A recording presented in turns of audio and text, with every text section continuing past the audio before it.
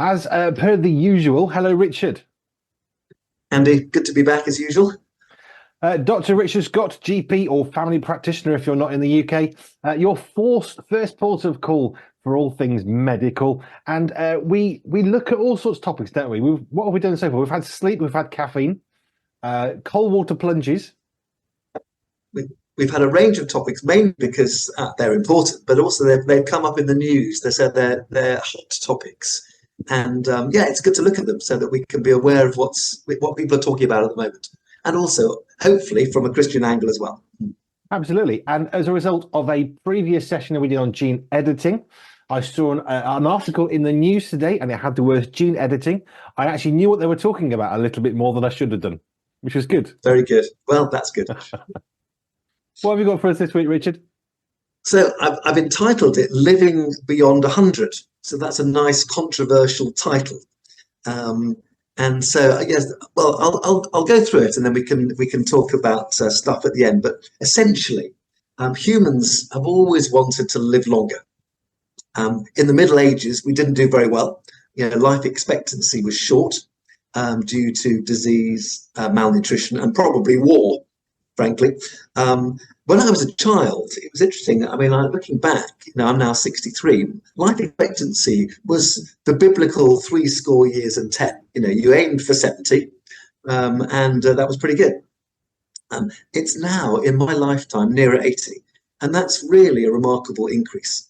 I think people are pretty disappointed these days if their loved ones don't make it past 80. If you die in the 70s, even 79, that's considered young.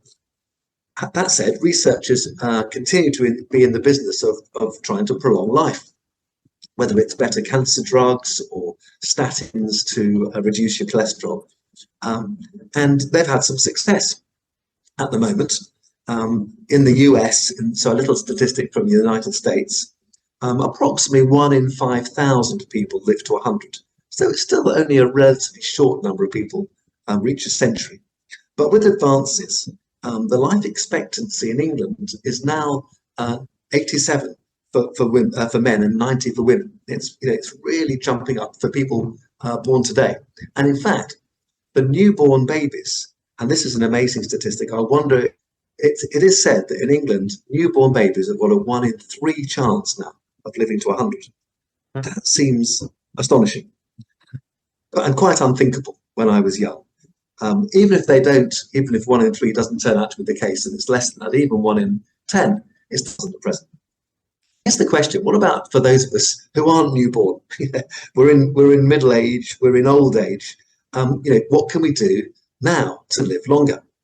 And I watched a program recently, which was extraordinary, because there's a researcher in America who was an ex-champion cyclist, and he discovered around the world there are just a handful of communities dotted around, isolated communities, that seem to have found a way to live a lot longer than their neighbours, and indeed a lot longer than their countries.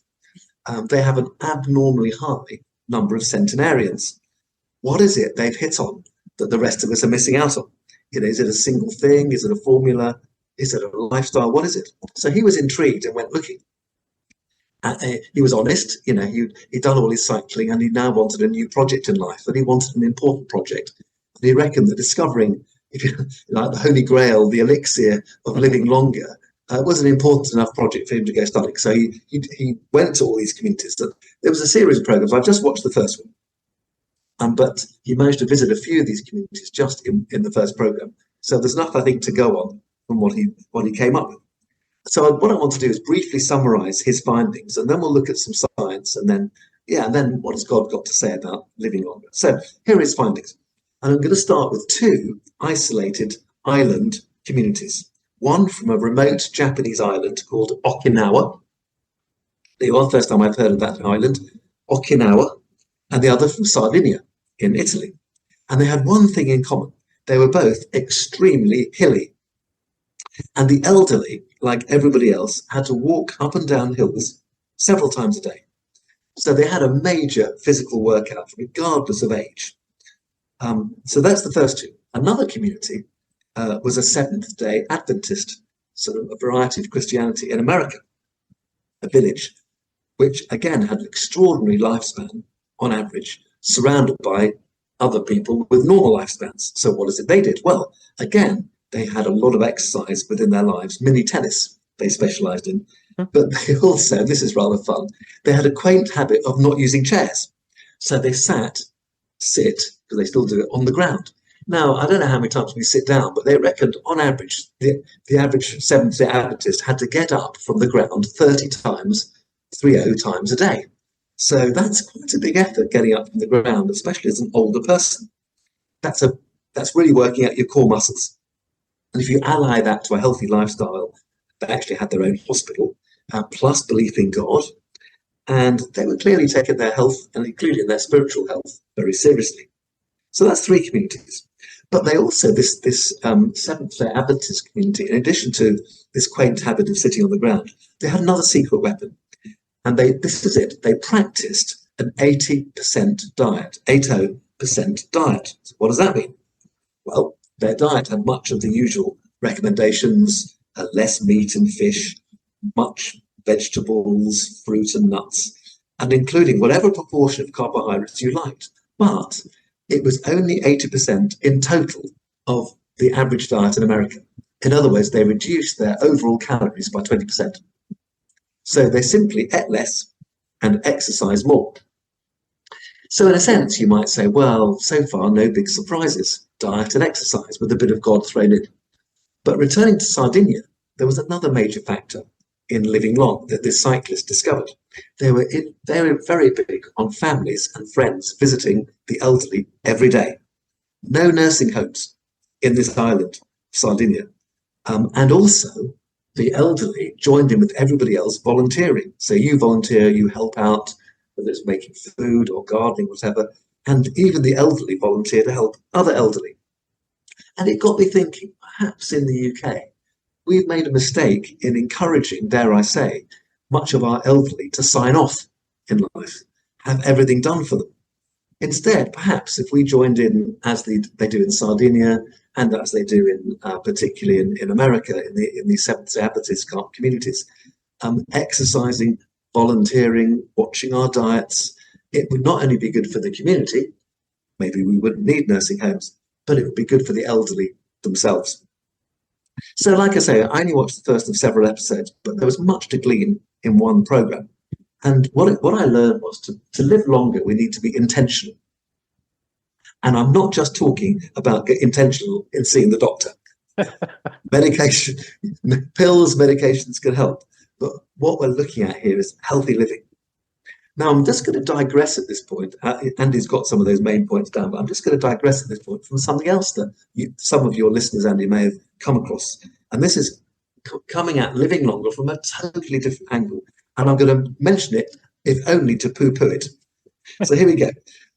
There's a multi-millionaire, again, I'm not quite sure which country, I think it was America, in middle age, and he lives healthily, has an enormous number of pills, but he's done something extraordinary. He's persuaded his son to donate blood to him, not just the red cells, but the plasma, so that, if you like, the fluid the red cells live in.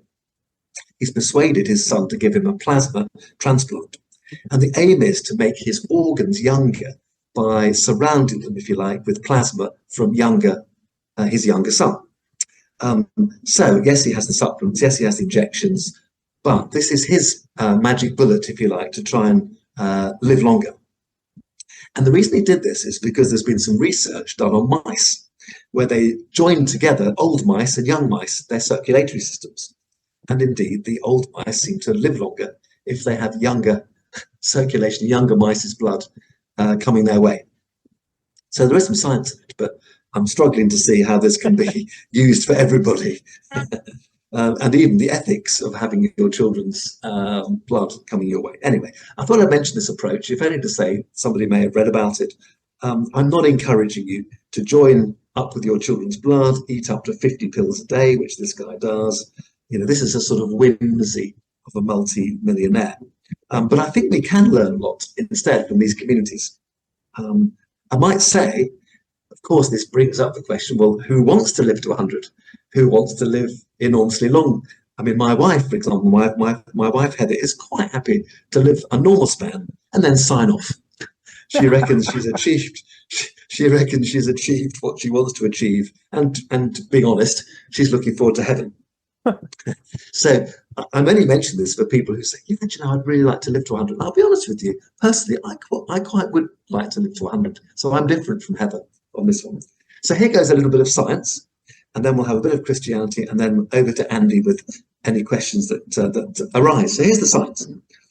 It's interesting that some of the things we've looked at, Andy, in previous weeks, coffee and tea, so caffeine, of reducing stress, sleeping well, in addition to some of the stuff I mentioned today, a plant-based diet, and actually these communities usually reduce alcohol and don't smoke. So there's a whole range of lifestyle activities. But a lot of these things put together are very good for us in terms of wanting to live longer.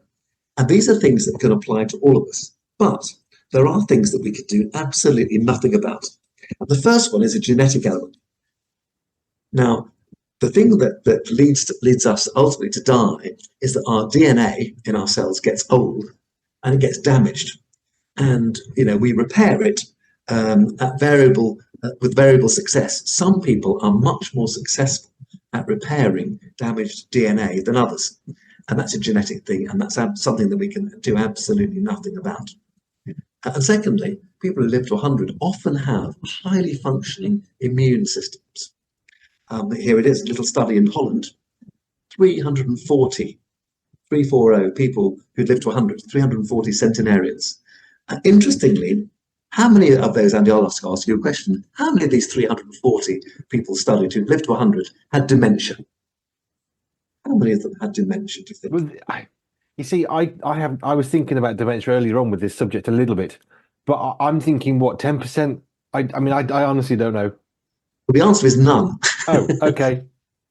In this study, they had no serious decline in their memory or other brain functions. Now, how much of that living to 100 and having no dementia is genetic, and how much is living well, you know, lifestyle? Again, that's something that's going to need more work. What I'm trying to say is we can do something about living long, but we can't determine everything. Which, of course, brings me to my last point as a Christian. And here it is, you know, should we expend our energy frantically trying to live longer on this flawed and troublesome earth? And bear in mind that each one of us is also flawed and, dare I say, troublesome. Or should we focus more on the eternal, you know, living lives here that please God for however long he gives us on this planet? Because, of course, the Bible says that he gives and he takes away, and our days are numbered by him. And at the same time, of course, telling others about him. So, in other words, should we focus more on having an eternal perspective? I would argue as a Christian, absolutely. By all means, live healthily. Even the Apostle Paul says that physical exercise is of some value. But we are also taught, absolutely, to focus our eyes on Jesus. For one day, all of us will die. It might be sooner, it might be later. And the creator of the universe, who holds our lives in his hands, then determines what happens next. You know, it's always fascinated me that individuals, and I might say organizations, not least the NHS, focus entirely on living longer lives on this earth. When, of course, our lives on this earth are just a tiny, minuscule fraction of eternity. You know, if we're concerned about a few extra years here, how short-sighted if we completely miss out on the vastly bigger picture of living with God forever. So final, just thought really, you know, in our perfect bodies, which we get in heaven, how wonderful will that be? We get perfect bodies, don't need statins, don't need cancer treatment, don't need supplements, don't need plasma transfusions, vitamin pills, nothing. You know, that's what we've got to look forward to as Christians. So I would just say glory to God for the time he gives us on earth now, and glory to God for the restored bodies and minds and souls that we receive when Jesus comes again. Amen. Right. I have questions, as you will not be surprised. I would be disappointed if you didn't. No, I'll tell you where I'm going to go first. Bilbo Baggins from The Lord of the Rings. I feel like butter spread over too much bread. And I think it's interesting as we think about living longer. I mean, you're talking about how the DNA gets old. We can understand that. That's fairly simple to grasp.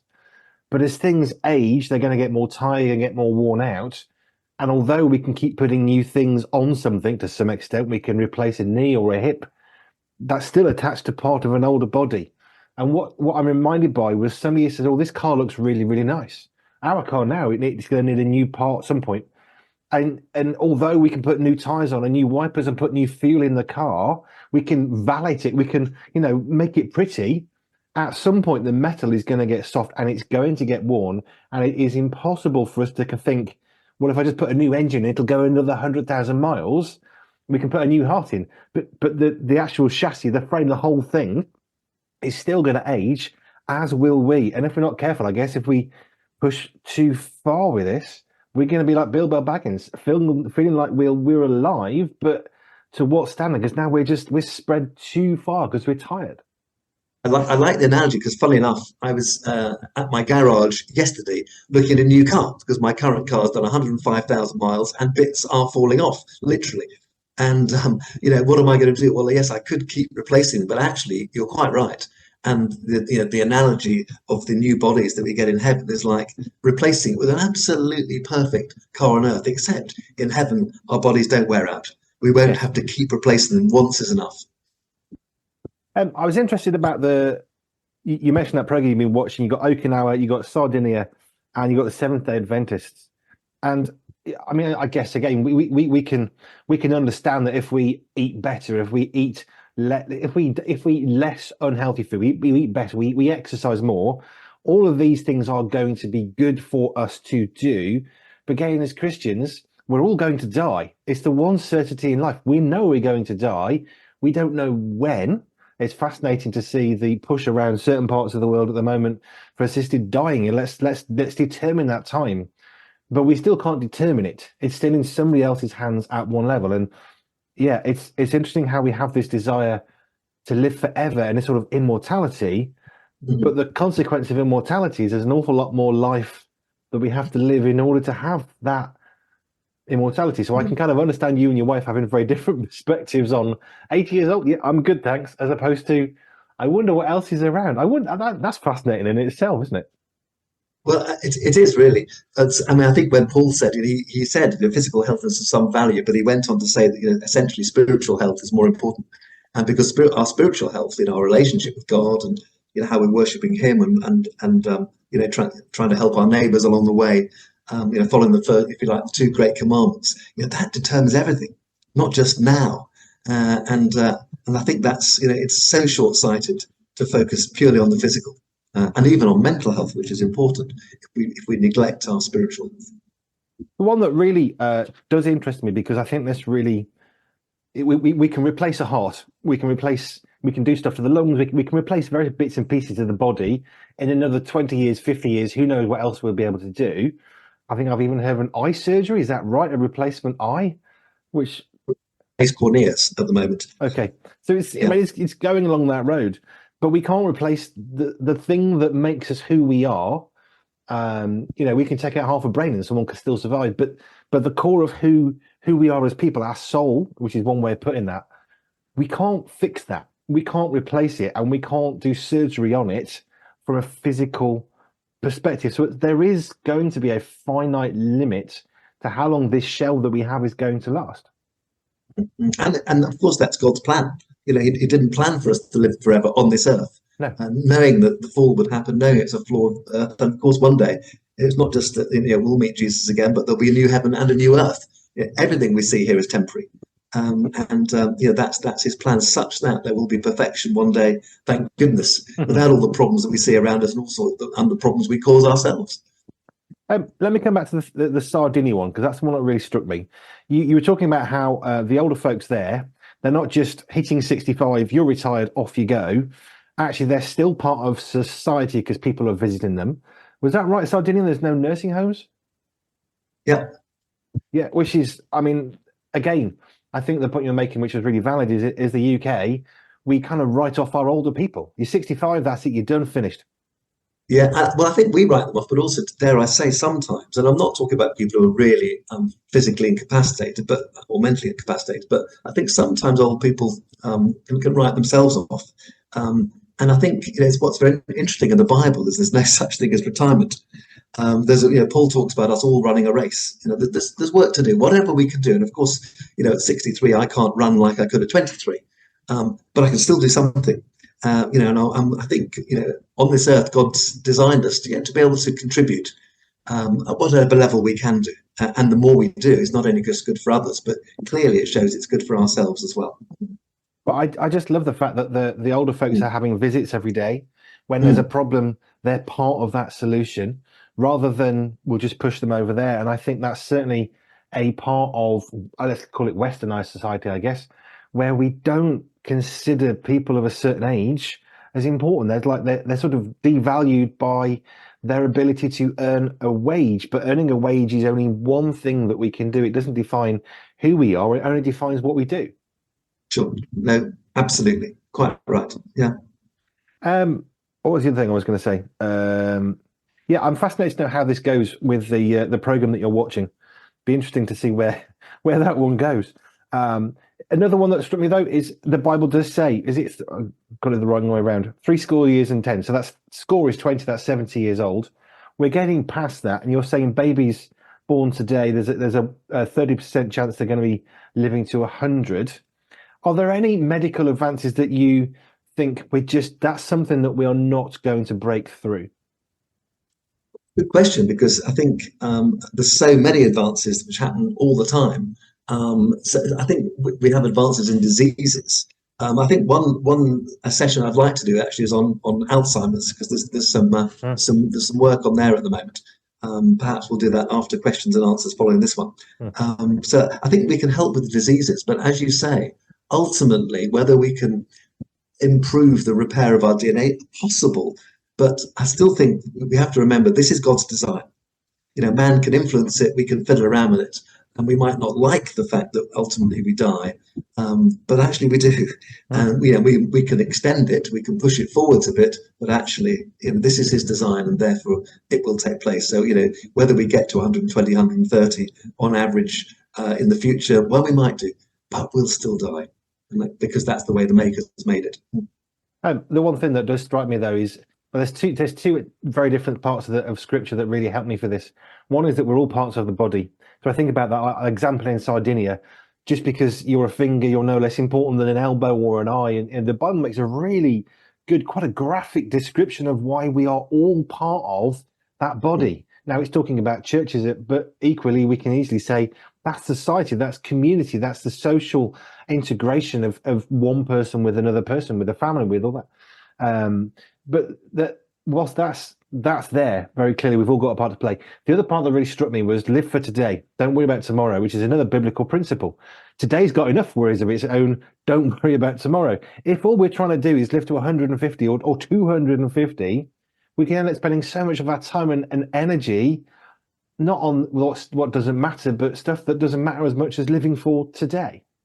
A very good point. Sorry, I probably should have made that one myself, but equally, we don't know what's going to happen tomorrow. We can get run over by a bus. We can get cancer. Something can happen. We have a stroke.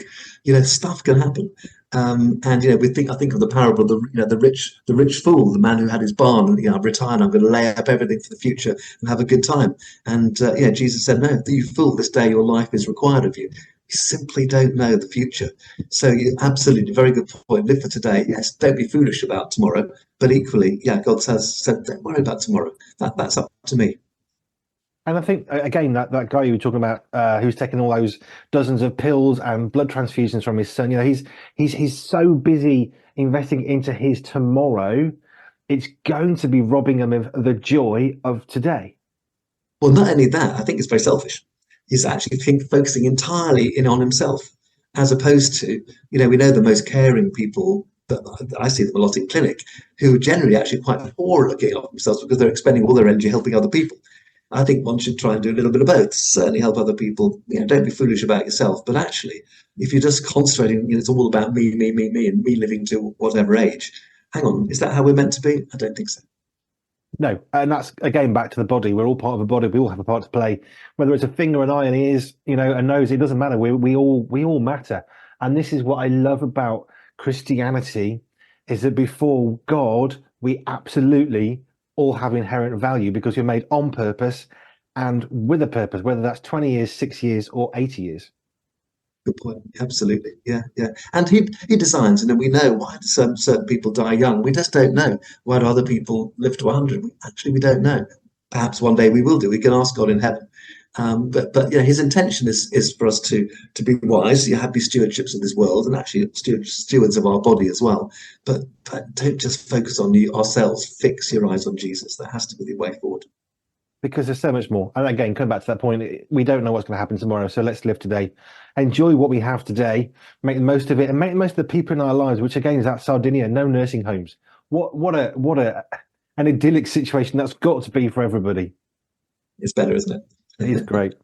Richard, thank you. I love these because I never know where we're going to go. I say the same to Anne Lord Jackson every week with the sensory stuff. I never know what topic we're going to get to, but I love learning and seeing how God designed us in a particular way. And actually, when we work with that, it's a lot easier. Right. I also, whilst I know what I'm going to say, I have no idea what you're going to ask. But that adds to the fun as well. If you've got any questions for Richard, do feel free to send them here to the station. It's hello@pure247radio.org. Hello@pure247radio.org. Send any questions or any topical medical issues that you might have on your mind through to us, and I will ask them to Richard Scott GP. Thank you for your time as ever. Blessings. Pure 24/7 Radio is listener supported, which means we are free, online and always pure because of the generous support of our listeners. If you would like to contribute financially, please visit pure247radio.org. If you'd like to find out how we use your money, please visit the Our Cost section. Any donation of any size will help keep us on air and broadcasting for free. Thank you.